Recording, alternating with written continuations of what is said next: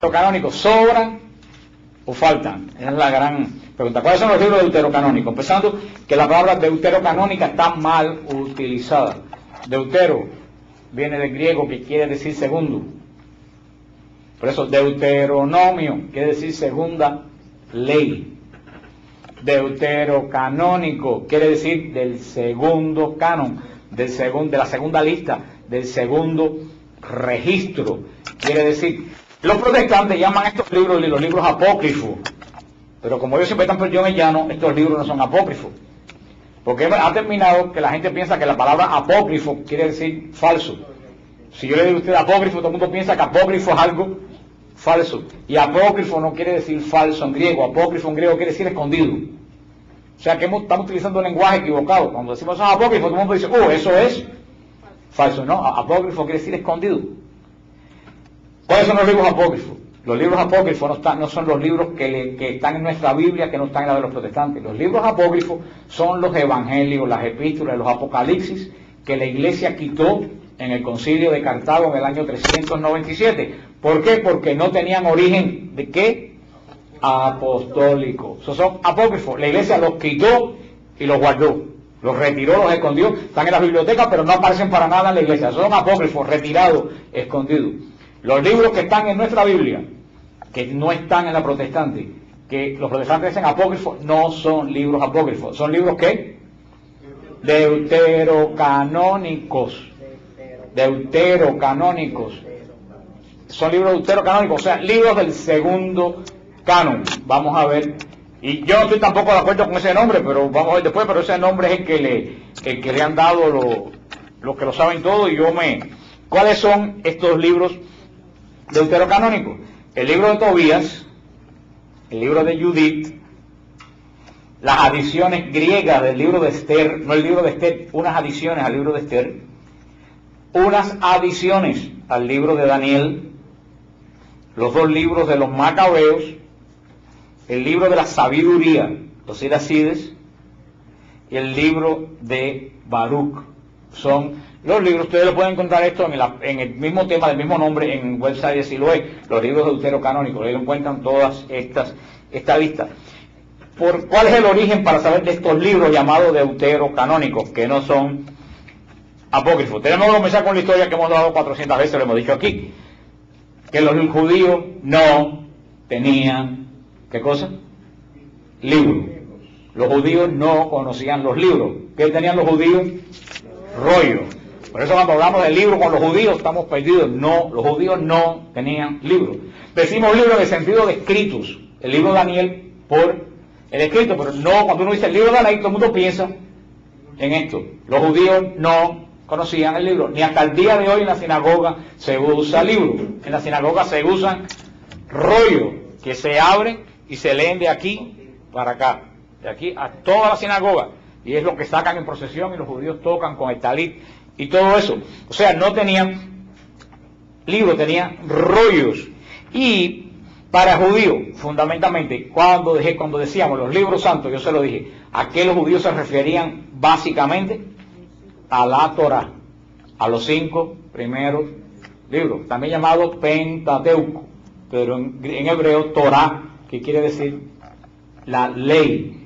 Por supuesto que para los judíos los libros de los profetas, los libros sapiensales son inspirados, pero en el ciclo de la sinagoga, que se lee, y de ahí vienen nuestros ciclos litúrgicos, en el ciclo de sinagoga, que se lee durante un año todos los libros santos, los judíos en un periodo de un año leen todos los libros santos, tal como en la iglesia, en el periodo de un año se lee un evangelio completo, y ese es el ciclo A, ciclo B y ciclo C de la Iglesia Católica. Los evangelios que se leen en cada año, porque en la Iglesia Católica cualquier cura no habla del evangelio, aunque hay algunos que lo hacen, pero cualquier cura no habla del evangelio y lee el evangelio que le da la gana. El mismo evangelio que se lee en Miami se lee en todas. Así como cada evangelio en la iglesia se lee en un año completo, los judíos leen el libro santo en un año completo. Ahora, ¿qué libros leen los judíos en un año completo? No son los profetas ni los libros sapiensales. Los libros que leen los judíos un año completo es la Torah. Los 5 primeros libros. Punto. Los demás libros lo usan como referencia, mencionan en sus predicaciones los profetas, pero lo que leen en la sinagoga, en las fiestas principales como el Purim, y todo, leen libros que nosotros tenemos en la Biblia sapiensales, pero básicamente para el judío, hablar de los libros santos, básicamente se refieren a ¿qué? Torah. Dentro del judaísmo existía una disputa sobre el canon correcto. Los saduceos sostenían que solamente el Pentateuco era parte del canon de las Escrituras, mientras los fariseos y otros corrientes del pensamiento judío pensaban que los profetas, llamados Nevi'im, y los hagiógrafos, los libros históricos didácticos, también eran parte del canon. Pero estaban esas dos corrientes, porque los judíos no tenían una lista de libros inspirados, no tenían una lista. Para ellos, vuelvo a decir, ¿cuál era la única lista que tenían? Con seguridad, la Torá. No, aparte de la Torá, había duda si los otros libros eran o no eran, porque nunca había habido un concilio judío para decir estos libros forman parte de la Escritura. ¿Cuál es el primer, y lo hemos hablado otras veces, cuál es el primer intento de recopilar todos los libros santos? El primer intento de recopilar todos los libros santos se hace en Alejandría, 2 años antes de Cristo. En Alejandría, la comunidad más grande judía después de Israel estaba en Alejandría. Era la comunidad más grande y más floreciente de todo el mundo judío, inclusive más floreciente que la misma Jerusalén, era la ciudad de Alejandría. Eran judíos muy cultos. ¿Qué idioma hablaban? Griego. Aunque tenían la lengua judía para leer los libros santos, era una comunidad helenística, una comunidad muy influida en la filosofía griega, una comunidad muy culta, la comunidad judía de Alejandría. Y en ese momento el rey de Egipto era un griego. ¿Quién era el griego rey de Egipto? Ptolomeo. A mí me da risa ese nombre. Me recuerda a una gente que cuando van los viajes conmigo me recuerda el nombre ese. Pero Ptolomeo era el rey, que era el abuelo de la tal Cleopatra, que todos ustedes después van a conocer. Este Ptolomeo, que fue el que fundó la famosa biblioteca de Alejandría, que es una de las grandes maravillas del mundo, que dice que estaban reunidos no sé cuántos miles, decenas de miles de libros del mundo entero. Ptolomeo le pidió, que era un hombre erudito, le pidió a los judíos de Alejandría que hiciera una recompilación para la biblioteca de Alejandría de los libros santos judíos. Y se reunieron 70 sabios judíos, 70 eruditos judíos, y hicieron una lista, un canon de los libros santos judíos. Esa es la primera recopilación de la Biblia que se conoce en toda la humanidad. Ya esa Biblia no estaba en rollo, esa Biblia sí tenía, más o menos, no como un libro de hoy, pero ya no era rollo, era más manuable. Los rollos seguían estando en el templo y en la sinagoga. La Biblia de los 70 pasó a ser más que nada como un libro de estudio de los judíos que no podían andar con lo... Y además que estaba en el idioma griego, porque ya en esa época el hebreo había caído en desuso. Hoy en día se habla muchísimo más hebreo en Israel que en la época de Cristo. En la época de Cristo lo que se hablaba en Israel era arameo, que es una combinación de hebreo, del idioma caldeo babilónico y infiltrado de griego. Era como un dialecto más o menos. Pero el hebreo solamente se leía en el templo cuando se oraba y cuando se leían los libros santos. El resto de las personas hablaban en arameo, discutían en arameo en las sinagogas y predicaban también en la sinagoga en arameo, a pesar que era como antiguamente en la iglesia el latín, que se daba la misa en latín, pero la predicación se hacía en español en los idiomas de cada uno. Esta traducción de los 70 se hizo en idioma griego para que poder transmitir todos esos conocimientos, inclusive a los que eran cristianos. Se cree más o menos que la Biblia se inició en el año 300 a.C., hasta el año 250. Acuérdense que los años antes de Cristo van para abajo, no van para arriba. Se terminó en el año 150 antes de Jesús. Se hizo esta primera versión que se usó muy popularmente, pero vuelvo a decir, nunca fue aceptada por el templo. ¿Por qué? ¿Qué seguía usando el templo? Los rollos. ¿En qué idioma? En hebreo.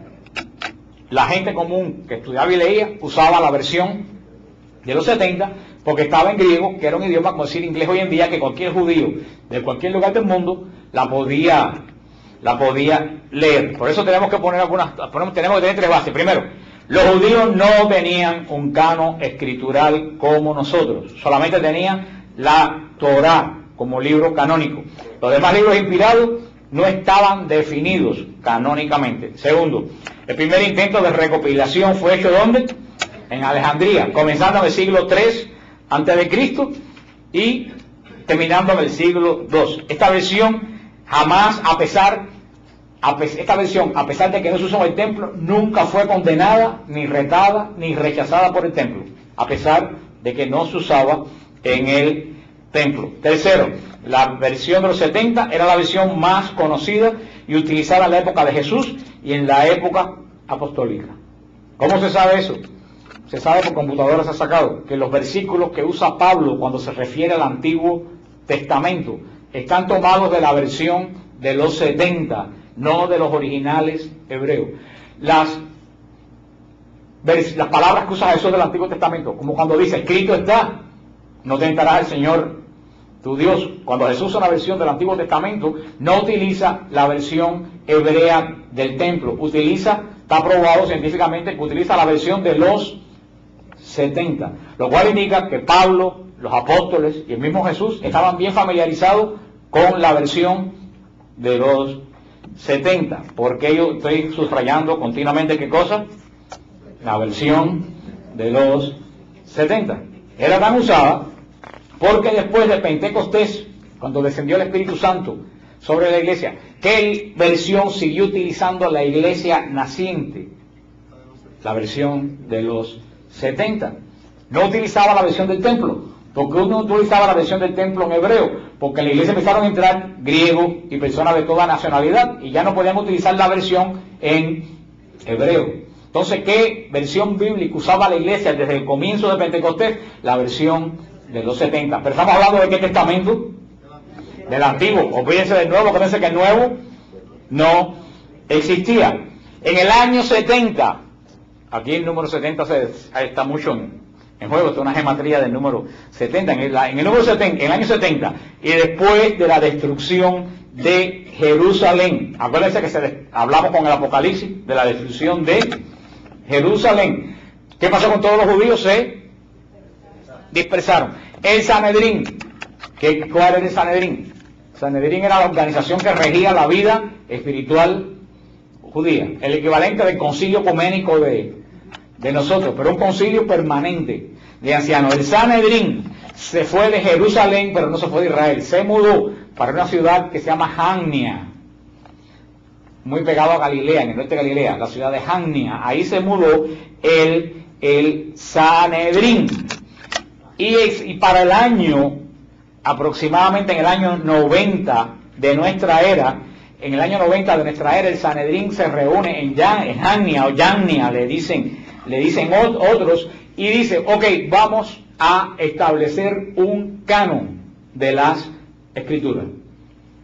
El Sanedrín se reunió y dijo que va a establecer un canon, que hasta ese momento no existían. ¿Cuáles eran los libros canónicos? La Torá. Lo va a establecer, pero fíjate qué interesante. ¿Qué criterio utiliza la gente del Sanedrín para hacer este canon? El Sanedrín dice que va a quitar libros, y eso está en el Talmud escrito, que va a quitar libros de la Biblia que tienen la gente comúnmente los judíos porque sonaban muy cristianos. El Sanedrín dice que hay libros en el Antiguo Testamento que suenan a la secta de los cristianos. ¿Por qué hay libros? Y cierto hay libros que suenan a los cristianos. Si ustedes leen el libro de Siracide, ustedes van a ver que se habla mucho del amor, de la caridad, se parece mucho al lenguaje cristiano. El libro de la sabiduría también se parece mucho al ¿por qué? Por recuérdense que yo le dije que la revelación fue como progresiva. Hay gente que está esperando que diga la próxima sigla para decir después de mí. Progresiva. ¿Cómo fue la revelación? Progresiva. ¿Cómo fue la revelación? Progresiva. Lo que sabían en la época de Moisés no era lo mismo que sabían en la época de los profetas. Según pasaba el tiempo, el Señor revelaba un poquito más de acuerdo al crecimiento espiritual de Israel, que era como un niño. Al niño que da catecismo, tú no le puedes dar el catecismo de la iglesia, tal como está hoy en día, que es lo que tú le das, nociones, para los 7 años. Después, cuando pasan a la confirmación, se le da un poquito más.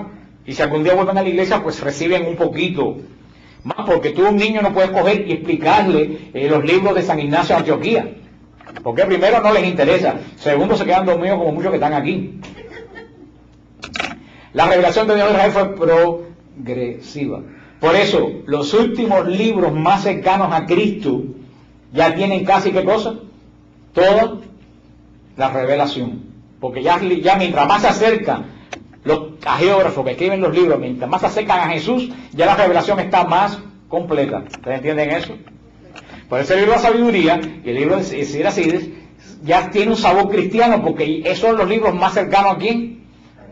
A Cristo. Ya la revelación judía está casi terminada, falta la revelación final, que es Cristo. Por eso que esos libros tienen un sabor cristiano, que los judíos de Hanea, el Sanedrín, lo quiere quitar.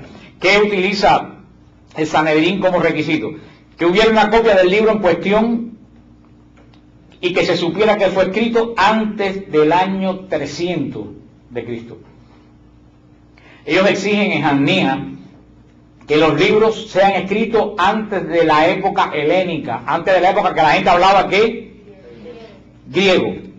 Que dicha copia estuviera escrito en hebreo, no en griego. Tercero, que tuviera un mensaje inspirado para el pueblo judío, no ajeno al pueblo judío.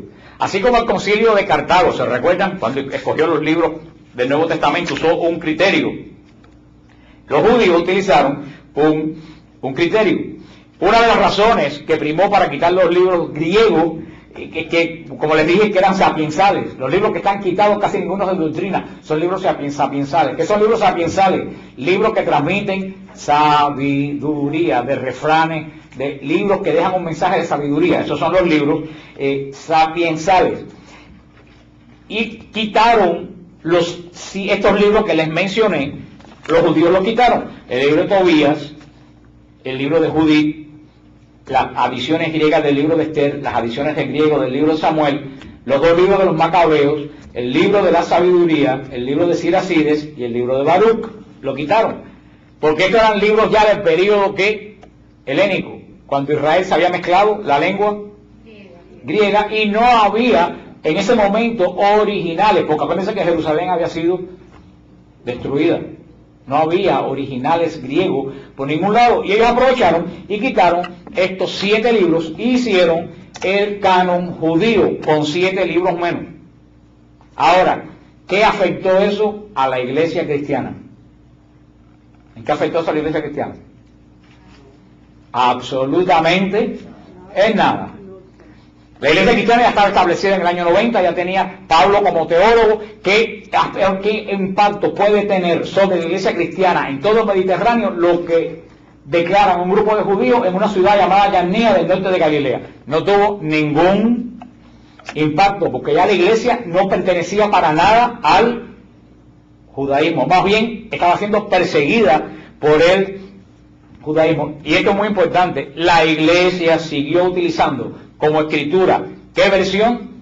La versión de los 70. Lo siguió usando la iglesia por todos estos periodos de 300 años, la versión con los 7 libros griegos, mientras los judíos usaban la versión que no tenían los 7 libros griegos. Así llegamos al edicto de Milán, cuando Constantino declara el cese de la persecución a los cristianos en el año 313 de nuestra era. La iglesia que hasta ese momento había estado sobreviviendo las persecuciones y tratando de guardar el rebaño que lo estaban diezmando, comienza a formarse, como le dije, que pueden leer de Eusebio de Cesarea. Yo les pasé, a los que yo tengo los emails, les pasé un link para que entren y vean los libros de Eusebio de Cesarea. Lo pueden ver en el internet, que está fabuloso. Ahí pueden leer todos los libros de Eusebio. Todo esto sigue la iglesia preparándose hasta que en el año 382 de nuestra era se reúne un concilio en Roma bajo la autoridad del Papa San Dámaso y hace la primera relación de libros canónicos y libros apócrifos. Esos son apócrifos. Quitaron los evangelios, las epístolas que no eran de los apóstoles. Eso fue el primer intento que se hizo fue en el año 382 con el Papa San Dámaso en el concilio de Roma, y dijo en el concilio: ahora debe tratarse sobre las divinas escrituras, las que son aceptadas por la Iglesia Católica Universal. Fíjate, eso ya lo dice ya el Papa en esa época. Y las que deben rechazarse. Comienza el orden del Antiguo Testamento y les da los libros que todos conocemos hoy. Los tengo puesto está en el internet. Pueden ver todos los libros como los conocemos hoy del Antiguo y del Nuevo Testamento. Y da la lista también, muy interesante, el concilio da la lista de libros apócrifos. Dice: los demás escritos que fueron compilados o reconocidos por los herejes o cismáticos, la Iglesia Católica Apostólica de Roma no recibe de ninguna manera. De estos consideramos correcto citar a continuación algunos que han pasado de generación en generación. Y aquí da una lista grandísima de libros apócrifos, de epístolas, evangelios, que ustedes se vuelven locos leyendo algunos, para que tengan idea. Itinerario en el nombre de Pedro Apóstol, Hechos de San Andrés, Hechos de Santo Tomás, Hechos del Apóstol Pedro, Hechos de Felipe, el Evangelio de Matías, el Evangelio de Bernabé, el Evangelio de Santiago el Menor, el Evangelio de Pedro, el Evangelio de Tomás, el Evangelio de Bartolomé, el Evangelio de Andrés, los Evangelios por Luciano, el Evangelio de Siquio, la infancia de Salvador, la natividad de María, el libro del Pastor de Hermas, y así le da una lista gigantesca de libros que circulaban como libros canónicos, pero que no eran canónicos en absoluto. Y aquí la iglesia da toda esa lista grandísima, ustedes la pueden leer y pueden darse cuenta de la cantidad de libros apócrifos, falsos. Después llegamos al concilio que ya yo le dije a todos ustedes, el concilio de Cartago en el año 397, que cuando, bajo la autoridad de Agustín y de Jerónimo, de otros padres de la iglesia finalmente decide que la versión del Antiguo Testamento que se va a seguir usando es la versión de los 70, que es la única que conocía, y compone los 27 libros del Nuevo Testamento que conocemos hoy. O sea, que en el concilio de Cartago queda establecido lo que hoy conocemos como la Biblia. Por primera vez en el año 397 se conoce hoy el libro que tenemos aquí. Hasta ese momento no se conocía el Nuevo Testamento, ni se conocía este libro. ¿Quién se lo entrega a la iglesia y al mundo? La Iglesia Católica. Declara que tanto el Antiguo Testamento como los 27 libros son canónicos y son inspirados. ¿Se recuerdan los tres elementos que se basó el concilio? ¿Se recuerdan? Que tuvieran origen apostólico, que se usara en la liturgia desde el siglo I y que no contuvieran herejías. Para eso lo hablamos cuando dimos la clase. La iglesia, ¿en qué se basó para saber que los libros eran del siglo I, que no tenían herejías? ¿Y qué? ¿Cuál es el otro? Que se usaba en la liturgia. ¿Qué se utilizó? La tradición de la iglesia. Los protestantes que se escandalizan por la tradición, pues gracias a la tradición se pudo formar los 27 libros del Nuevo Testamento que nosotros conocemos hoy. Y de ahí surge ya todo esto. San Jerónimo se metió en una cueva al lado de la iglesia de Belén y estuvo del año 342 hasta el año 420 traduciendo la Biblia del griego y del hebreo al latín. Es la primera traducción de la Biblia que se conoce. 40 años traduciendo libros palabra por palabra. Y fíjate, Jerónimo, ¿qué está antes de Jerónimo? ¿Qué palabra dice antes de Jerónimo? San Jerónimo. Ya te dice a qué iglesia pertenecía. No era pentecostal. Como yo le dije a alguien, si tú coges la versión Reina Valera, dice Evangelio según San Mateo. Entonces tú tienes que darte cuenta que ningún protestante iba a escribir el Evangelio de San Mateo. Y así lo dice la Reina Valera. Ahí tú ves los orígenes de la mismísima iglesia. Al principio, San Jerónimo se negó a traducir los 7 libros deuterocanónicos, los 7 libros en hebreo, porque no estaba muy seguro que fueran inspirados.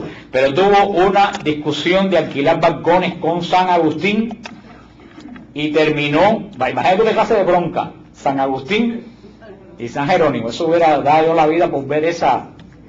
Y San Jerónimo terminó aceptando las conclusiones del concilio de Cartago y tradujo en su Biblia, porque los protestantes dicen para engañar a la gente que San Jerónimo no tradujo. Sí lo tradujo. Él tuvo duda, pero como buen hijo de la iglesia se sometió ¿a qué?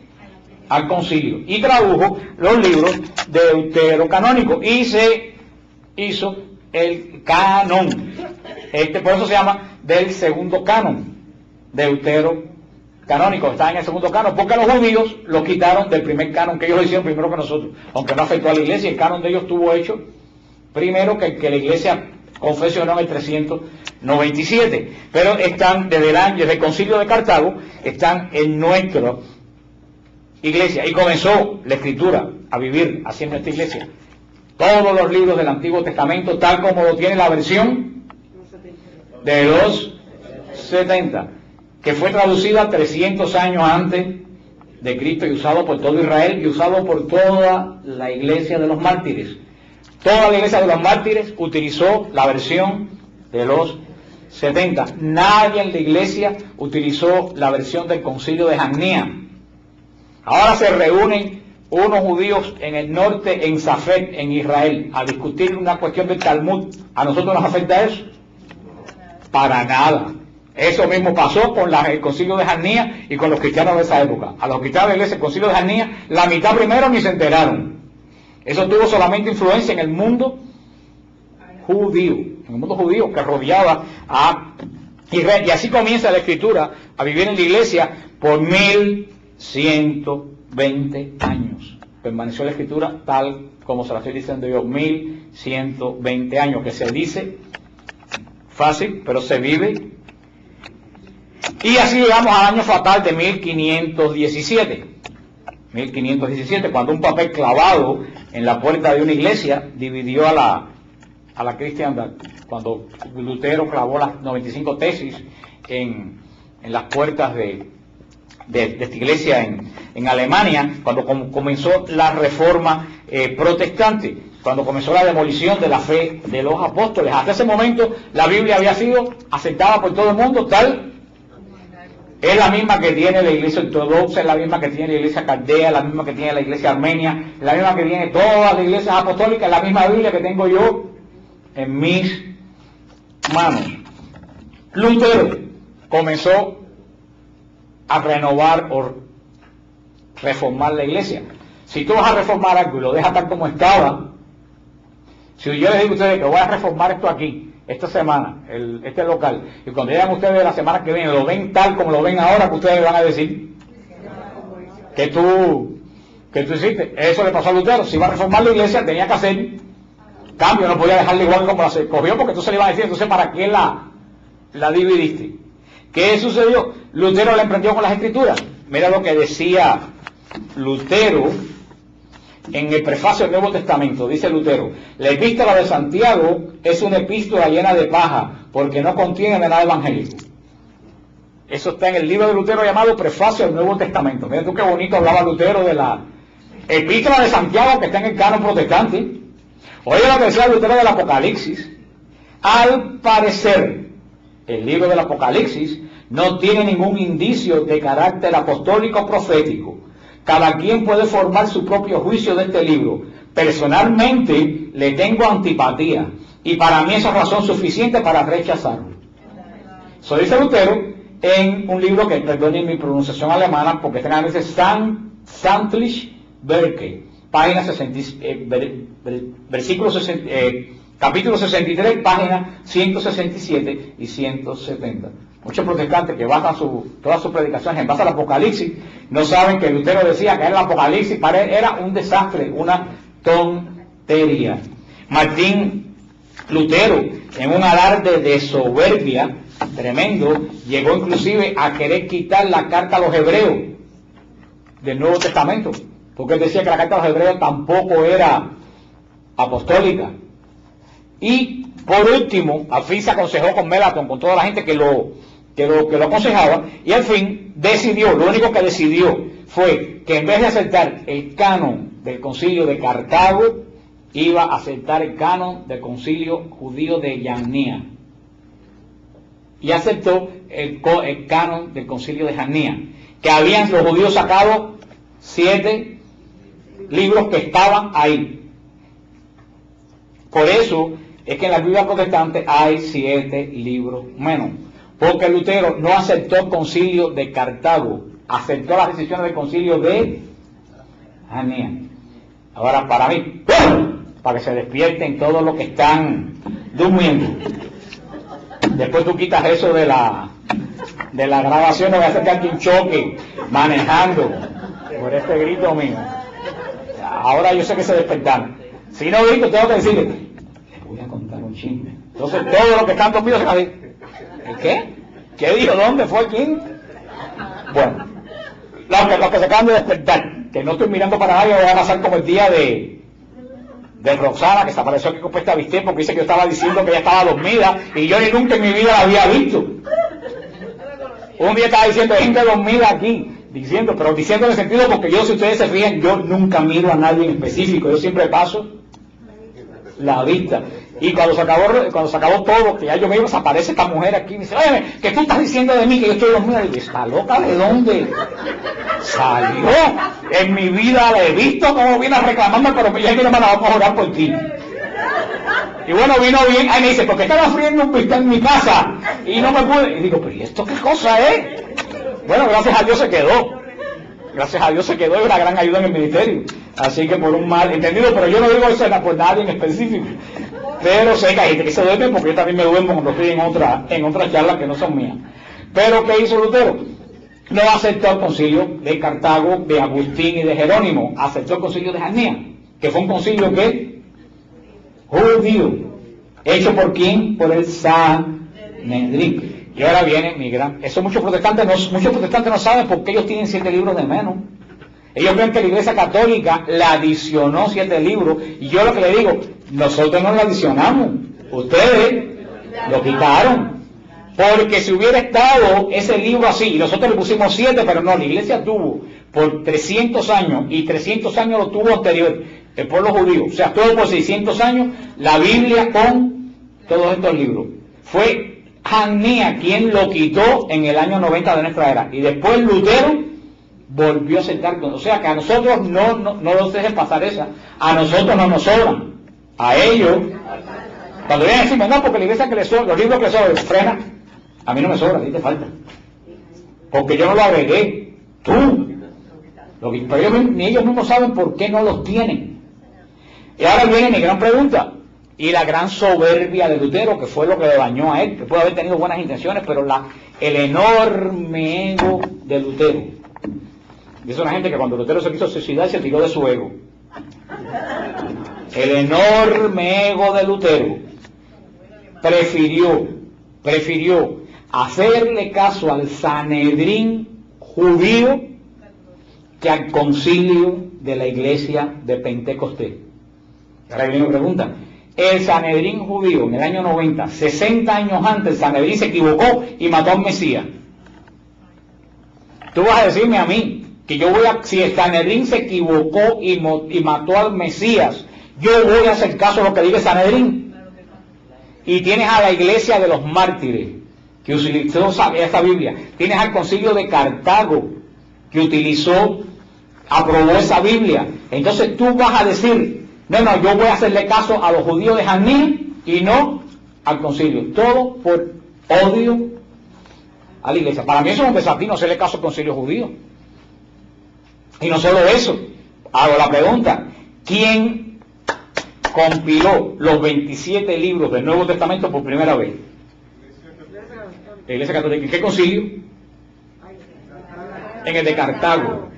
Entonces ellos aceptan los 27 libros de la Iglesia Católica del concilio de Cartago, pero no aceptan el Antiguo Testamento que definió el mismo concilio. Ahora tú me explicas a mí, ¿cómo tú vas a coger un concilio y decir, no, yo acepto esto porque está bien, pero esto no, porque está mal? No. O el concilio completo está bien, o el concilio completo está mal. Si tú dices, yo no acepto los libros deuterocanónicos de la versión de los 70 porque el concilio de Cartago se equivocó, entonces, hermano, tú no puedes aceptar los 27 libros del Nuevo Testamento. Porque si la Iglesia se equivocó con el Antiguo, ¿quién me garantiza a mí que no se equivocó con el Nuevo? ¿Me lo pueden decir en qué momento la Iglesia se equivocó y en cuándo se equivocó en el mismo concilio? No hay forma. Por eso dudar de todo esto es dudar de los mismos Nuevos Testamentos, porque la misma Iglesia en el mismo año, en el mismo concilio y con la misma autoridad definió que el Nuevo Testamento lo componían los 47 libros que conocemos hoy y el Antiguo Testamento lo constituía la versión de los 70. Y los protestantes, con Lutero, alegremente desecharon la versión de los 70 y se quedaron con el Nuevo Testamento. Claro que Lutero quería también reformar el Nuevo Testamento, quería quitar el Apocalipsis, quería quitar el libro de Santiago, quería quitar la carta a los Hebreos, quería quitar la carta de Judas. Lo que pasa es que no lo dejaron. Yo que hubiera querido ver a los protestantes hoy sin el libro del Apocalipsis, a ver qué se iban a hacer, qué estuvieran inventando, porque no lo quitaron por un tilín, porque se le alborotó medio mundo cuando dijeron que iba a quitar el Apocalipsis y el libro de Santiago. O sea, tenemos que tener esto bien claro. Los manuscritos más antiguos del Antiguo Testamento que se conocen, por lo menos de 1000 años de antigüedad hoy en día, los libros que quedan, porque esos libros se echaban mucho a perder por la humedad, porque no había la forma de guardar las cosas que tenemos hoy. Los documentos más antiguos que tenemos del Antiguo y el Nuevo Testamento hoy en día tienen como 1000 años de antigüedad. Todos esos libros que tenemos, que se conservan hoy del Antiguo Testamento, de la Iglesia Cristiana, tienen todos los libros que tenemos nosotros, todos los libros completos con los libros griegos. Ahora vean esto que interesante. De los 850 documentos que se han hallado en Qumran, ustedes saben Qumran, los que han ido a Israel conmigo han ido a Qumran. Qumran es el lugar donde un pastorcito árabe en el año 1947, tiró una piedra para sacar una chiva que se le había metido en una cueva y oyó que algo se rompía, y cuando entró se encontró una vasija con unos rollos. Como el pastorcito no sabía qué era, los beduinos cogieron rollos para hacerse suela a la sandalia. Hasta que un arqueólogo del área de Belén vio a uno de los niños jugando, haciendo un barquito, y le preguntó qué era eso, y dijo que se lo habían encontrado en una cueva. Y el arqueólogo, cuando aquello, se quedó con la boca abierta y dijo, llévame esa cueva. Y cuando lo llevaron se descubrieron los descubrimientos más grandes de los libros más antiguos que se conservan del Antiguo Testamento, que son los libros de Qumran, que siguen encontrando vasijas, y siguen encontrando vasijas, y siguen encontrando vasijas, donde esa comunidad, Qumran, donde esa comunidad escondió, cuando la invasión romana, los libros santos. Qumran era una comunidad de esenios, que eran unos hombres que vivían como en los monasterios hoy en día, hombres en monasterios nada más, que se habían separado del templo porque decían que el templo estaba contaminado, que ya no estaban en el templo, ellos tenían sus rituales, cumplían la ley perfecta porque decían que el templo estaba contaminado, y eran una especie de monjes, vivían con vestidos iguales y tenían los libros del Antiguo Testamento, y cuando la invasión romana ellos los metieron en esa vasija y lo guardaron en las lomas. Pero como en esa área que hemos estado nosotros muchas veces, la humedad es cero humedad. Los que están totalmente mal de la cabeza y se bañan en el mar muerto, como algunos que yo conozco, cuando salen del mar muerto tienen que correr a las duchas que están como de aquí al fondo, porque si caminan de aquí al fondo se secan totalmente, y si se secan totalmente las sales esas se le quedan en la piel y la piel se irrita y se le caen los pedazos de pellejo. O sea que tienen que correr del agua a las duchas porque hay cero humedad, es el lugar más seco de la tierra. Y eso hizo que, por eso si se quieren conservar jóvenes, váyanse para esa área. Sí, por eso que esos manuscritos no se echaron a perder. Bueno, lo que estaba diciendo, porque mucha gente no sabía lo que era Qumran, es el descubrimiento arqueológico bíblico más grande de los últimos siglos. Es más, que en el Museo del Libro de Israel está el capítulo 66 de Isaías, que se lo encontraron completo en Qumran, el capítulo 66. Y han tirado el capítulo de Qumran, por la época de Cristo, con el capítulo 66 de Isaías de nuestra Biblia de hoy. Y no hay ni una coma de equivocación. Lo cual quiere decir que por más de 2000 años, ese capítulo se ha mantenido intacto. Eso es una prueba que si eso está intacto, todo lo demás está intacto. Porque para que hubieran encontrado algún cambio. Bueno, de esos 850 documentos que se han encontrado en Qumran, 223 son copias del Antiguo Testamento. 223. Y todas esas copias del Antiguo Testamento, esos 223 fragmentos son de los libros deuterocanónicos. Se han encontrado fragmentos del libro de Tobías, se han encontrado fragmentos del libro de Siracides, se han encontrado fragmentos del Eclesiástico tal como está en nuestra Biblia. Y escrito en hebreo, no en griego.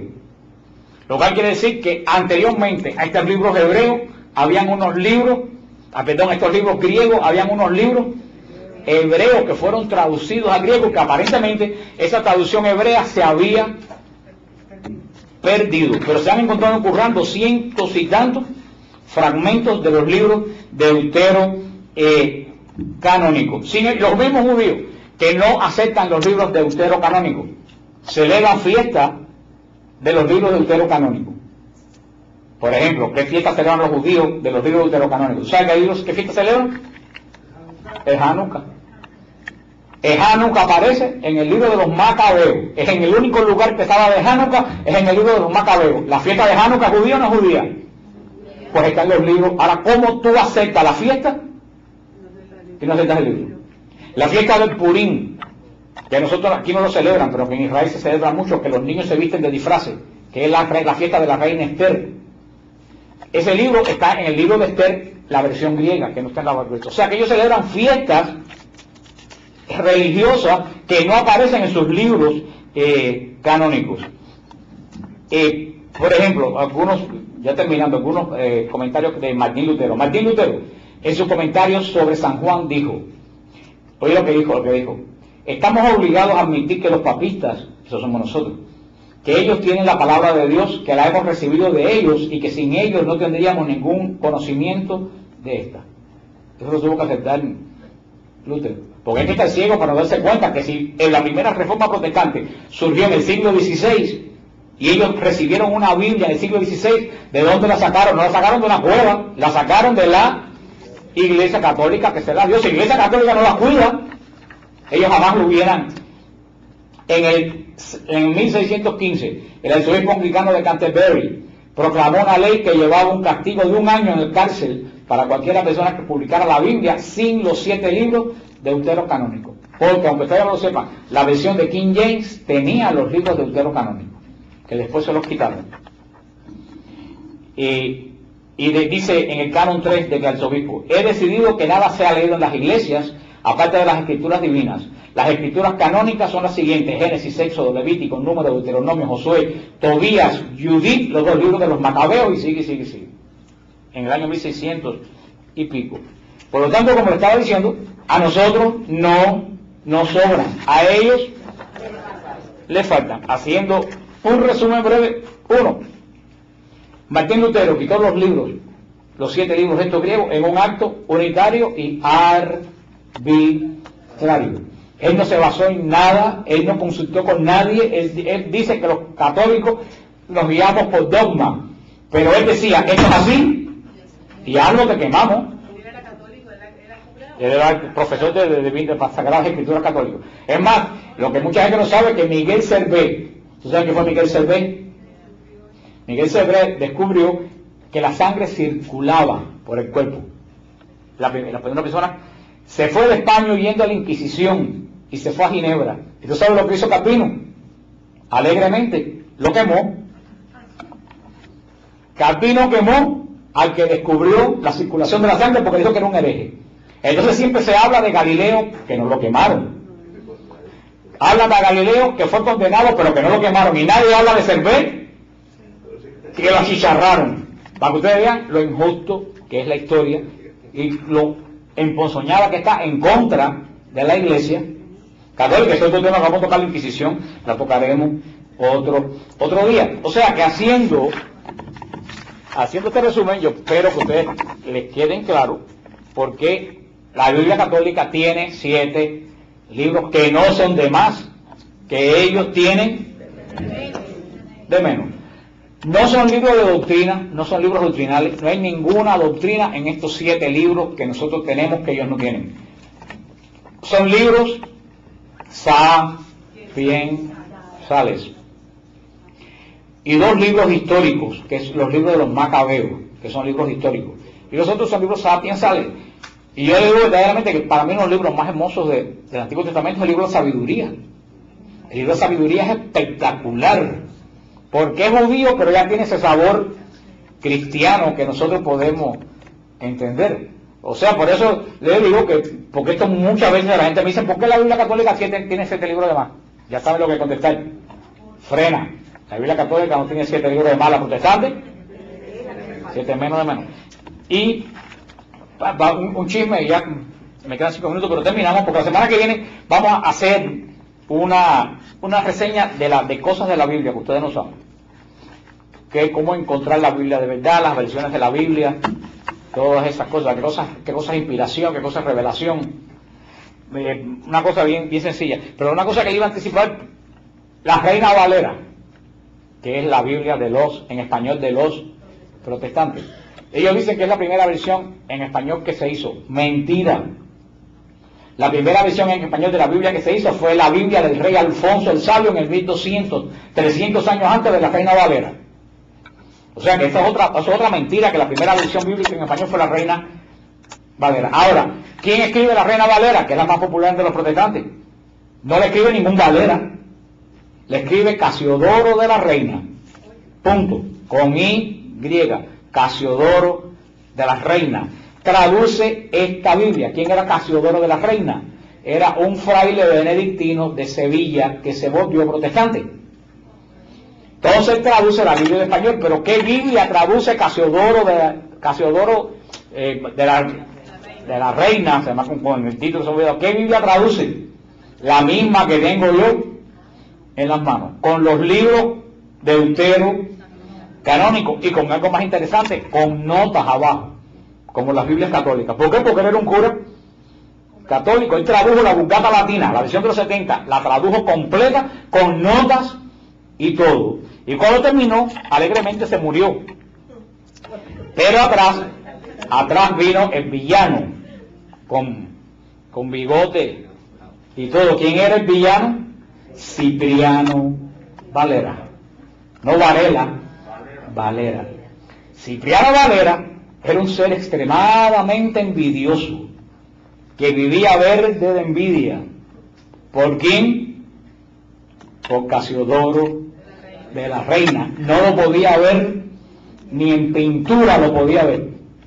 Cuando Casiodoro de la Reina se murió, Cipriano Valera dijo, ahora es la mía.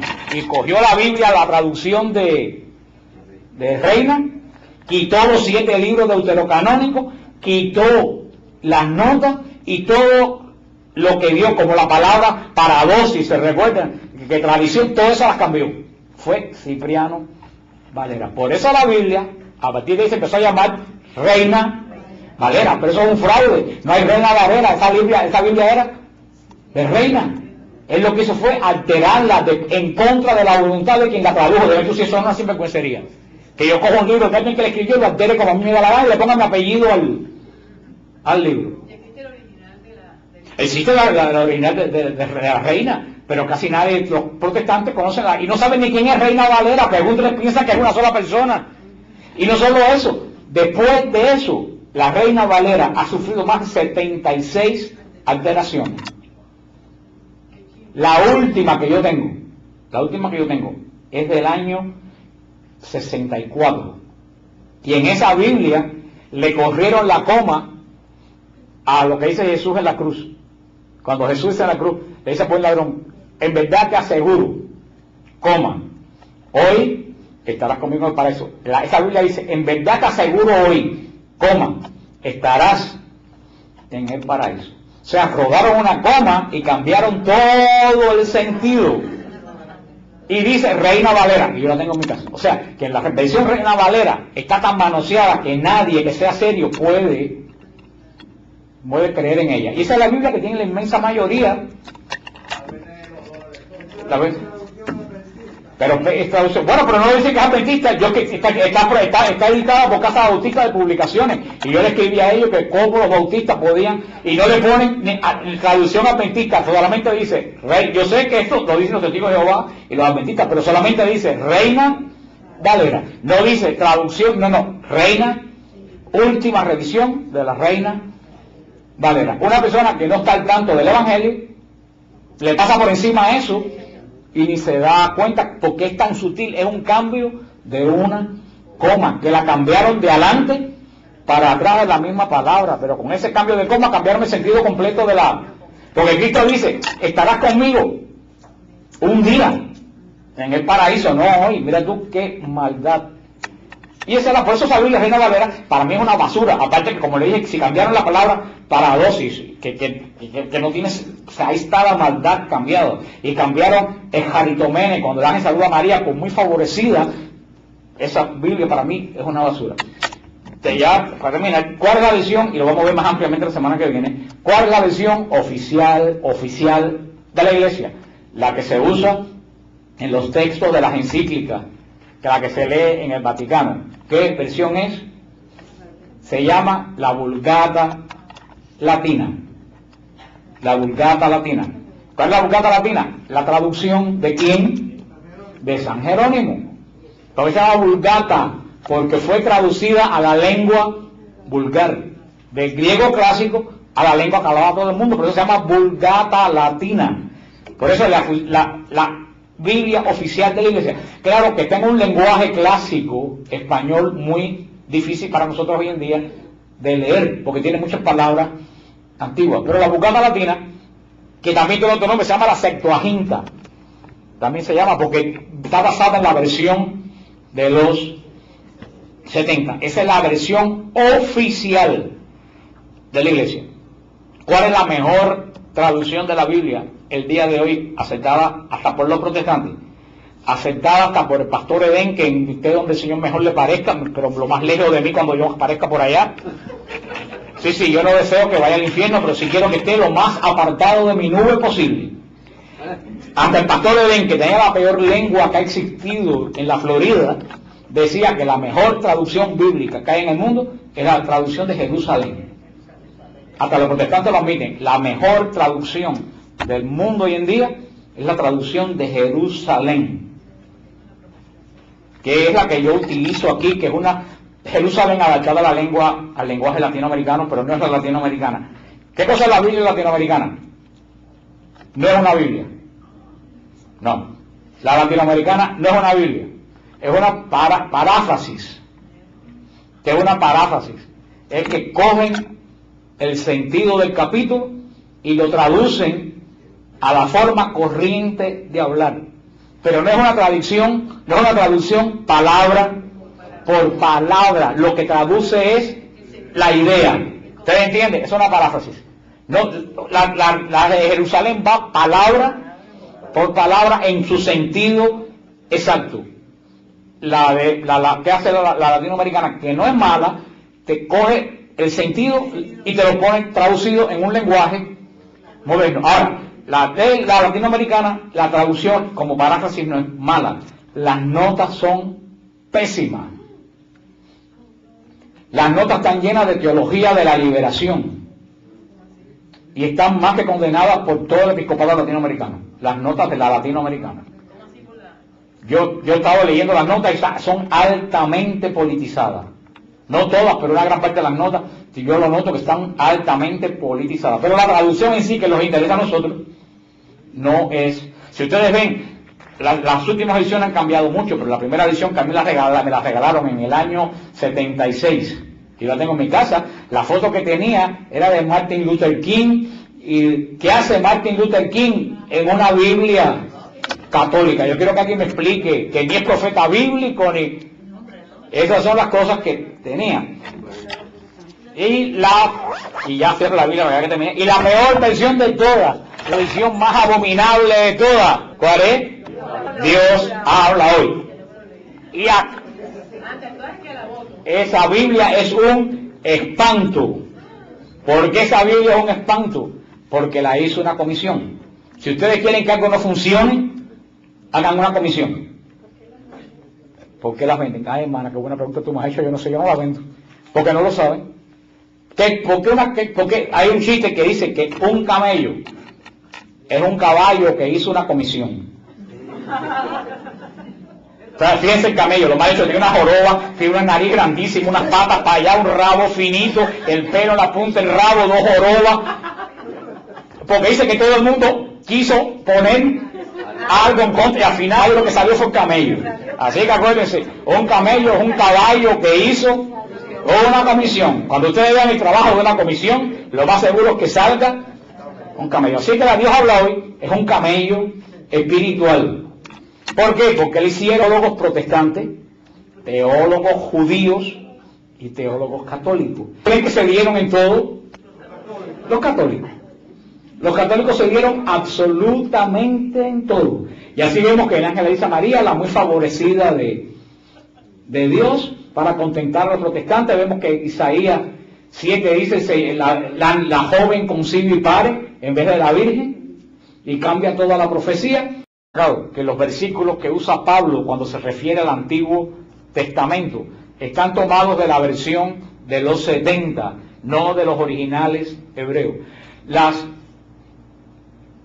palabras que usa Jesús del Antiguo Testamento, como cuando dice, escrito está, no tentarás al Señor tu Dios. Cuando Jesús usa una versión del Antiguo Testamento, no utiliza la versión hebrea del templo, está probado científicamente que utiliza la versión de los 70, lo cual indica que Pablo, los apóstoles y el mismo Jesús estaban bien familiarizados con la versión de los 70, porque yo estoy subrayando continuamente ¿qué cosa?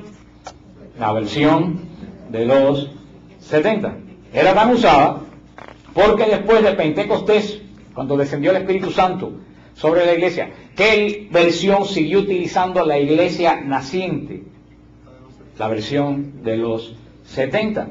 No utilizaba la versión del templo. Porque uno utilizaba la versión del templo en hebreo, porque en la iglesia empezaron a entrar griegos y personas de toda nacionalidad, y ya no podíamos utilizar la versión en hebreo. Entonces, ¿qué versión bíblica usaba la iglesia desde el comienzo de Pentecostés? La versión de los 70. Pero estamos hablando de qué testamento? Del antiguo. Olvídense del nuevo, acuérdense que el nuevo no existía. En el año 70, aquí el número 70 está mucho en juego, es una gematría del número 70, en el año 70, y después de la destrucción de Jerusalén. Acuérdense que hablamos con el Apocalipsis de la destrucción de Jerusalén. ¿Qué pasó con todos los judíos? Se dispersaron. El Sanedrín, ¿cuál era el Sanedrín? Sanedrín era la organización que regía la vida espiritual judía, el equivalente del concilio ecuménico de nosotros, pero un concilio permanente de ancianos. El Sanedrín se fue de Jerusalén, pero no se fue de Israel, se mudó para una ciudad que se llama Jamnia, muy pegado a Galilea, en el norte de Galilea, la ciudad de Jamnia. Ahí se mudó el Sanedrín. Y para el año, aproximadamente en el año 90 de nuestra era, el Sanedrín se reúne en Jamnia, o Jamnia, le dicen otros, y dice, ok, vamos a establecer un canon de las Escrituras. El Sanedrín se reunió y dijo que va a establecer un canon, que hasta ese momento no existían. ¿Cuáles eran los libros canónicos? La Torá. Lo va a establecer, pero fíjate qué interesante. ¿Qué criterio utiliza la gente del Sanedrín para hacer este canon?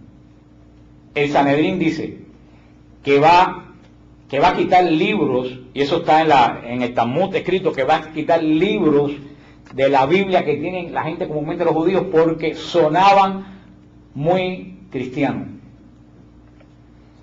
El Sanedrín dice que hay libros en el Antiguo Testamento que suenan a la secta de los cristianos. ¿Por qué hay libros? Y es cierto que hay libros que suenan a los cristianos. Si ustedes leen el libro de Siracide, ustedes van a ver que se habla mucho del amor, de la caridad, se parece mucho al lenguaje cristiano. El libro de la sabiduría también se parece mucho al ¿por qué? Pues recuérdense que yo le dije que la revelación fue como progresiva. Hay gente que está esperando que diga la próxima sigla para decir después de mí. Progresiva. ¿Cómo fue la revelación? Progresiva. ¿Cómo fue la revelación? Progresiva. Lo que sabían en la época de Moisés no era lo mismo que sabían en la época de los profetas.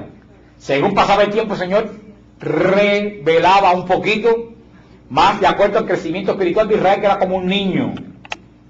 Al niño que da catecismo, tú no le puedes dar el catecismo de la iglesia, tal como está hoy en día, que es lo que tú le das, nociones para los 7 años.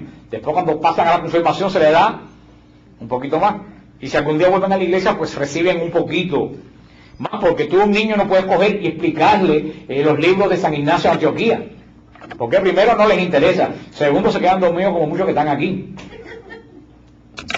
La revelación de Dios de Israel fue progresiva. Por eso, los últimos libros más cercanos a Cristo ya tienen casi, ¿qué cosa? Toda la revelación. Porque ya mientras más se acercan los geógrafos que escriben los libros, mientras más se acercan a Jesús, ya la revelación está más completa. ¿Ustedes entienden eso? Por eso el libro de la sabiduría y el libro de Siracides ya tiene un sabor cristiano, porque esos son los libros más cercanos a ¿quién?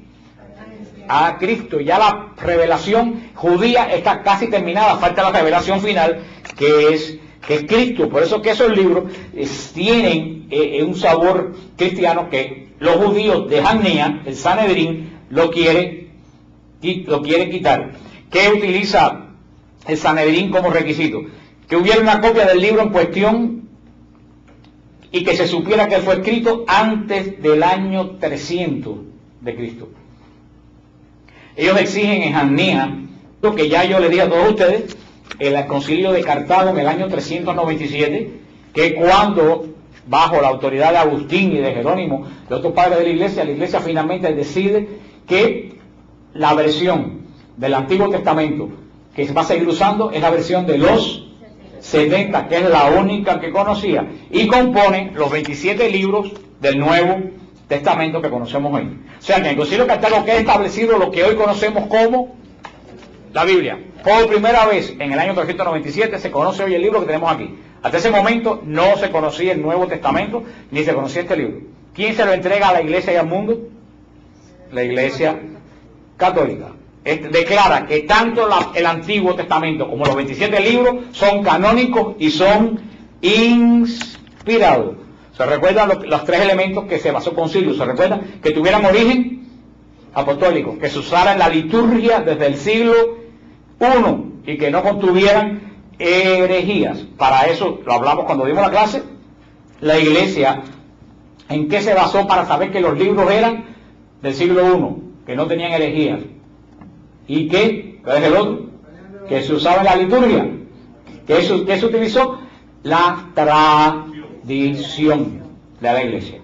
Los protestantes que se escandalizan por la tradición, pues gracias a la tradición se pudo formar los 27 libros del Nuevo Testamento que nosotros conocemos hoy. Y de ahí surge ya todo esto. San Jerónimo se metió en una cueva al lado de la iglesia de Belén y estuvo del año 342 hasta el año 420 traduciendo la Biblia del griego y del hebreo al latín. Es la primera traducción de la Biblia que se conoce. 40 años traduciendo libros palabra por palabra. Y fíjate, Jerónimo, ¿qué está antes de Jerónimo? ¿Qué palabra dice antes de Jerónimo? San Jerónimo. Ya te dice a qué iglesia pertenecía. No era pentecostal. Como yo le dije a alguien, si tú coges la versión Reina Valera, dice Evangelio según San Mateo. Entonces tú tienes que darte cuenta que ningún protestante iba a escribir el Evangelio de San Mateo, y así lo dice la Reina Valera. Entonces, ahí tú ves los orígenes de la mismísima iglesia. Al principio, San Jerónimo se negó a traducir los 7 libros deuterocanónicos, los 7 libros en hebreo, porque no estaba muy seguro que fueran inspirados, pero tuvo una discusión de alquilar balcones con San Agustín y terminó, imagínate una clase de bronca, San Agustín y San Jerónimo. Eso hubiera dado la vida por ver esa. Y San Jerónimo terminó aceptando las conclusiones del Concilio de Cartago y tradujo en su Biblia, porque los protestantes dicen para engañar a la gente que San Jerónimo no tradujo. Sí los tradujo. Él tuvo duda, pero como buen hijo de la iglesia se sometió ¿a qué? Al concilio. Y tradujo los libros deuterocanónicos y se hizo el canon. Por eso se llama del segundo canon, deuterocanónico. Está en el segundo canon, porque los judíos lo quitaron del primer canon, que ellos lo hicieron primero que nosotros, aunque no afectó a la iglesia. El canon de ellos estuvo hecho primero que la iglesia confesionó en el 397, pero están desde el concilio de Cartago, están en nuestra iglesia, y comenzó la escritura a vivir así en nuestra iglesia. Todos los libros del Antiguo Testamento, tal como lo tiene la versión de los 70, que fue traducida 300 años antes de Cristo y usado por todo Israel y usado por toda la iglesia de los mártires. Toda la iglesia de los mártires utilizó la versión de los 70. Nadie en la iglesia utilizó la versión del concilio de Jamnia. Ahora se reúnen unos judíos en el norte, en Safed, en Israel, a discutir una cuestión del Talmud. ¿A nosotros nos afecta eso? Para nada. Eso mismo pasó con el concilio de Jamnia y con los cristianos de esa época. A los cristianos de la iglesia, el concilio de Jamnia, la mitad primero ni se enteraron. Eso tuvo solamente influencia en el mundo judío, que rodeaba a Israel. Y así comienza la escritura a vivir en la iglesia por 1120 años. Permaneció la escritura tal como se la estoy diciendo yo, 1120 años, que se dice fácil, pero se vive. Y así llegamos al año fatal de 1517. 1517, cuando un papel clavado en la puerta de una iglesia dividió a la cristiandad. Cuando Lutero clavó las 95 tesis en las puertas de esta iglesia en Alemania, cuando comenzó la reforma protestante, cuando comenzó la demolición de la fe de los apóstoles. Hasta ese momento la Biblia había sido aceptada por todo el mundo, es la misma que tiene la iglesia ortodoxa, es la misma que tiene la iglesia caldea, la misma que tiene la iglesia armenia, la misma que tiene todas las iglesias apostólicas, la misma Biblia que tengo yo en mis manos. Que los libros sean escritos antes de la época helénica, antes de la época que la gente hablaba ¿qué? Griego. Que dicha copia estuviera escrito en hebreo, no en griego. Tercero, que tuviera un mensaje inspirado para el pueblo judío, no ajeno al pueblo judío. Así como el concilio de Cartago, ¿se recuerdan? Cuando escogió los libros del Nuevo Testamento, usó un criterio. Los judíos utilizaron un criterio. Una de las razones que primó para quitar los libros griegos, que como les dije, que eran sapiensales. Los libros que están quitados casi ninguno de doctrina, son libros sapiensales. ¿Qué son libros sapiensales? Libros que transmiten sabiduría, de refranes, de libros que dejan un mensaje de sabiduría. Esos son los libros sapiensales. Y quitaron estos libros que les mencioné, los judíos los quitaron. El libro de Tobías, el libro de Judith, las adiciones griegas del libro de Esther, las adiciones de griego del libro de Samuel, los 2 libros de los Macabeos, el libro de la sabiduría, el libro de Siracides y el libro de Baruch, lo quitaron.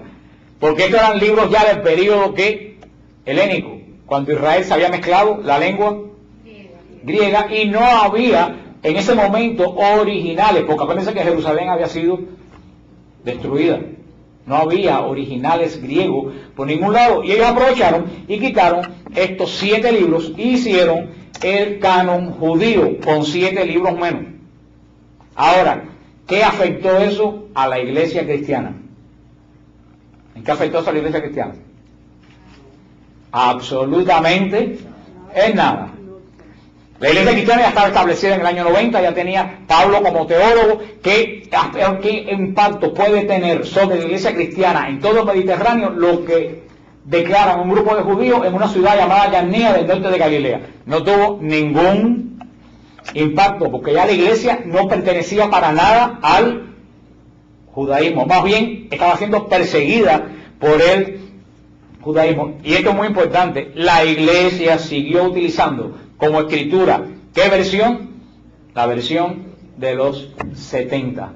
Lo siguió usando la iglesia por todos estos periodos de 300 años, la versión con los 7 libros griegos, mientras los judíos usaban la versión que no tenían los 7 libros griegos. Así llegamos al edicto de Milán, cuando Constantino declara el cese de la persecución a los cristianos en el año 313 de nuestra era. La iglesia que hasta ese momento había estado sobreviviendo las persecuciones y tratando de guardar el rebaño que lo estaban diezmando, comienza a formarse, como le dije, que pueden leer Don Eusebio de Cesarea. Yo les pasé a los que yo tengo los emails, les pasé un link para que entren y vean los libros de Eusebio de Cesarea, lo pueden ver en el internet, que está fabuloso, ahí pueden leer todos los libros de Eusebio.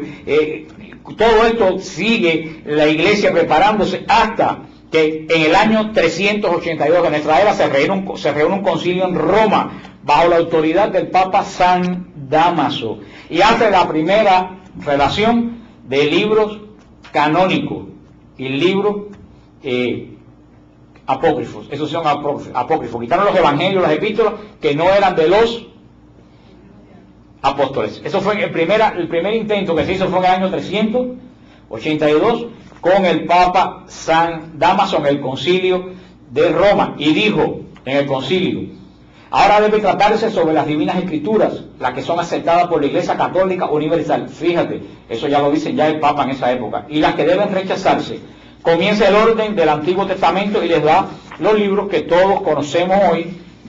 Los tengo puesto está en el internet, pueden ver todos los libros como los conocemos hoy del Antiguo y del Nuevo Testamento. Y da la lista también, muy interesante, el concilio da la lista de libros apócrifos. Dice: los demás escritos que fueron compilados o reconocidos por los herejes o cismáticos, la Iglesia Católica Apostólica de Roma no recibe de ninguna manera. De estos consideramos correcto citar a continuación algunos que han pasado de generación en generación. Y aquí da una lista grandísima de libros apócrifos, de epístolas, evangelios, que ustedes se vuelven locos leyendo algunos, para que tengan idea. Itinerario en el nombre de Pedro apóstol, Hechos de San Andrés, Hechos de Santo Tomás, Hechos del apóstol Pedro, Hechos de Felipe, el Evangelio de Matías, el Evangelio de Bernabé, el Evangelio de Santiago el Menor, el Evangelio de Pedro, el Evangelio de Tomás, el Evangelio de Bartolomé, el Evangelio de Andrés, los Evangelios por Luciano, el Evangelio de Siquio, la infancia del Salvador, la natividad de María, el libro del pastor de Herma, y así le da una lista gigantesca de libros que circulaban como libros canónicos, pero que no eran canónicos en absoluto. Y aquí la iglesia da toda esa lista grandísima, ustedes la pueden leer y pueden darse cuenta de la cantidad de libros apócrifos, falsos. Después llegamos al concilio canónico. ¿Sobran o faltan? Esa es la gran pregunta. ¿Cuáles son los libros deuterocanónicos? Empezando que la palabra deuterocanónica está mal utilizada. Deutero viene del griego, que quiere decir segundo. Por eso Deuteronomio quiere decir segunda ley.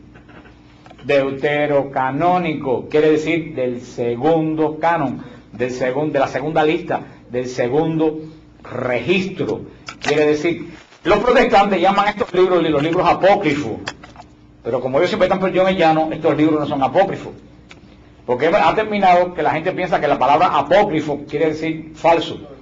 Si yo le digo a usted apócrifo, todo el mundo piensa que apócrifo es algo falso, y apócrifo no quiere decir falso en griego. Apócrifo en griego quiere decir escondido. O sea que estamos utilizando un lenguaje equivocado. Cuando decimos eso es apócrifo, todo el mundo dice, eso es falso. No, apócrifo quiere decir escondido. ¿Cuáles son los libros apócrifos? Los libros apócrifos no son los libros que están en nuestra Biblia, que no están en la de los protestantes. Los libros apócrifos son los evangelios, las epístolas, los apocalipsis que la iglesia quitó en el concilio de Cartago en el año 397. ¿Por qué? Porque no tenían origen de ¿qué? Apostólico. Esos son apócrifos. La iglesia los quitó y los guardó. Los retiró, los escondió. Están en las bibliotecas, pero no aparecen para nada en la iglesia. Son apócrifos, retirados, escondidos. Los libros que están en nuestra Biblia, que no están en la protestante, que los protestantes dicen apócrifos, no son libros apócrifos. ¿Son libros qué? Deuterocanónicos. Deuterocanónicos. Son libros deuterocanónicos, o sea, libros del segundo canon. Vamos a ver. Y yo no estoy tampoco de acuerdo con ese nombre, pero vamos a ver después, pero ese nombre es el que le han dado los que lo saben todo. Y ¿cuáles son estos libros deuterocanónicos? El libro de Tobías, el libro de Judith, las adiciones griegas del libro de Esther, no el libro de Esther, unas adiciones al libro de Esther, unas adiciones al libro de Daniel, los dos libros de los Macabeos, el libro de la sabiduría, los Iracides, y el libro de Baruch. Son los libros, ustedes lo pueden encontrar esto en el mismo tema, del mismo nombre, en el website de Siloé, los libros deuterocanónicos. Ahí lo encuentran todas esta lista. ¿Cuál es el origen para saber de estos libros llamados deuterocanónicos, que no son apócrifos? Tenemos que comenzar con la historia que hemos dado 400 veces, lo hemos dicho aquí, que los judíos no tenían, ¿qué cosa? Libros. Los judíos no conocían los libros. ¿Qué tenían los judíos? Rollo. Por eso cuando hablamos del libro con los judíos estamos perdidos. No, los judíos no tenían libros. Decimos libros en el sentido de escritos. El libro de Daniel por el escrito, pero no, cuando uno dice el libro de Daniel, todo el mundo piensa en esto. Los judíos no conocían el libro. Ni hasta el día de hoy en la sinagoga se usa libro. En la sinagoga se usan rollos que se abren y se leen de aquí para acá. De aquí a toda la sinagoga. Y es lo que sacan en procesión y los judíos tocan con el talit y todo eso. O sea, no tenían libros, tenían rollos. Y para judíos, fundamentalmente, cuando decíamos los libros santos, yo se lo dije, ¿a qué los judíos se referían básicamente? A la Torá, a los 5 primeros libros, también llamado Pentateuco, pero en hebreo Torá, que quiere decir la ley. Por supuesto que para los judíos los libros de los profetas, los libros sapiensales son inspirados, pero en el ciclo de la sinagoga, que se lee, y de ahí vienen nuestros ciclos litúrgicos, en el ciclo de sinagoga, que se lee durante un año todos los libros santos, los judíos en un periodo de un año leen todos los libros santos, tal como en la iglesia, en el periodo de un año se lee un evangelio completo, y ese es el ciclo A, ciclo B y ciclo C de la Iglesia Católica. Los evangelios que se leen en cada año, porque en la Iglesia Católica cualquier cura no habla del evangelio, aunque hay algunos que lo hacen, pero cualquier cura no habla del evangelio y lee el evangelio que le da la gana. El mismo evangelio que se lee en Miami se lee en todas. Así como cada evangelio en la iglesia se lee en un año completo, los judíos leen el libro santo en un año completo. Ahora, ¿qué libros leen los judíos en un año completo? No son los profetas ni los libros sapiensales. Los libros que leen los judíos un año completo es la Torá. Los 5 primeros libros. Punto. Los demás libros lo usan como referencia, mencionan en sus predicaciones los profetas, pero los que leen en la sinagoga, en las fiestas principales como el Purim, y todo, leen libros que nosotros tenemos en la Biblia sapiensales, pero básicamente para el judío hablar de los libros santos, básicamente se refieren a ¿qué? Torah. Dentro del judaísmo existía una disputa sobre el canon correcto. Los saduceos sostenían que solamente el Pentateuco era parte del canon de las Escrituras, mientras los fariseos y otros corrientes del pensamiento judío pensaban que los profetas llamados Nevi'im y los hagiógrafos, los libros históricos didácticos, también eran parte del canon. Pero estaban esas dos corrientes, porque los judíos no tenían una lista de libros inspirados, no tenían una lista. Para ellos, vuelvo a decir, ¿cuál era la única lista que tenían? Con seguridad, la Torá. No, aparte de la Torá, había duda si los otros libros eran o no eran, porque nunca había habido un concilio judío para decir estos libros forman parte de la Escritura. ¿Cuál es el primer, y lo hemos hablado otras veces, cuál es el primer intento de recopilar todos los libros santos? El primer intento de recopilar todos los libros santos se hace en Alejandría, 2 años antes de Cristo. En Alejandría, la comunidad más grande judía después de Israel estaba en Alejandría. Era la comunidad más grande y más floreciente de todo el mundo judío, inclusive más floreciente que la misma Jerusalén, era la ciudad de Alejandría. Eran judíos muy cultos. ¿Qué idioma hablaban? Griego. Aunque tenían la lengua judía para leer los libros santos, era una comunidad helenística, una comunidad muy influida en la filosofía griega, una comunidad muy culta, la comunidad judía de Alejandría. Y en ese momento el rey de Egipto era un griego. ¿Quién era el griego rey de Egipto? Ptolomeo. A mí me da risa ese nombre. Me recuerda a una gente que cuando van los viajes conmigo me recuerda el nombre ese.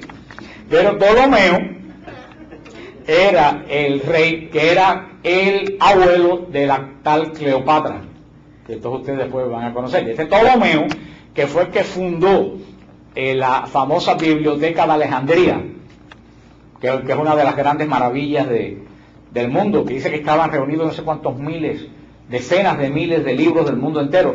Ptolomeo le pidió, que era un hombre erudito, le pidió a los judíos de Alejandría que hiciera una recompilación para la Biblioteca de Alejandría de los libros santos judíos.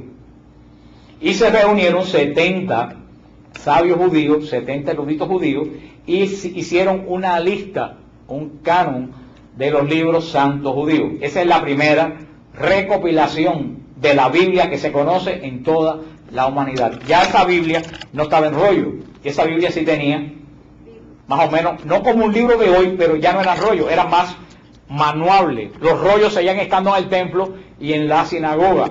La Biblia de los 70 pasó a ser más que nada como un libro de estudio de los judíos que no podían andar con lo... Y además que estaba en el idioma griego, porque ya en esa época el hebreo había caído en desuso. Hoy en día se habla muchísimo más hebreo en Israel que en la época de Cristo. En la época de Cristo lo que se hablaba en Israel era arameo, que es una combinación de hebreo, del idioma caldeo babilónico y infiltrado de griego. Era como un dialecto más o menos. Pero el hebreo solamente se leía en el templo cuando se oraba y cuando se leían los libros santos. El resto de las personas hablaban en arameo, discutían en arameo en las sinagogas y predicaban también en la sinagoga en arameo, a pesar que era como antiguamente en la iglesia el latín, que se daba la misa en latín, pero la predicación se hacía en español en los idiomas de cada uno. Esta traducción de los 70 se hizo en idioma griego para que poder transmitir todos esos conocimientos, inclusive a los que eran cristianos. Se cree más o menos que la Biblia se inició en el año 300 a.C., hasta el año 250. Acuérdense que los años antes de Cristo van para abajo, no van para arriba. Se terminó en el año 150 antes de Jesús. Se hizo esta primera versión, que se usó muy popularmente, pero vuelvo a decir, nunca fue aceptada por el templo. ¿Por qué? ¿Qué seguía usando el templo? Los rollos. ¿En qué idioma? En hebreo. La gente común que estudiaba y leía usaba la versión de los 70 porque estaba en griego, que era un idioma como decir inglés hoy en día, que cualquier judío de cualquier lugar del mundo la podía leer. Por eso tenemos que tenemos que tener 3 bases. Primero, los judíos no tenían un canon escritural como nosotros, solamente tenían la Torá como libro canónico. Los demás libros inspirados no estaban definidos canónicamente. Segundo, el primer intento de recopilación fue hecho ¿dónde? En Alejandría, comenzando en el siglo III a.C. y terminando en el siglo II. Esta versión jamás, a pesar esta versión, a pesar de que no se usó en el templo, nunca fue condenada, ni retada, ni rechazada por el templo, a pesar de que no se usaba en el templo. Tercero, la versión de los 70 era la versión más conocida y utilizada en la época de Jesús y en la época apostólica. ¿Cómo se sabe eso? Se sabe por computadoras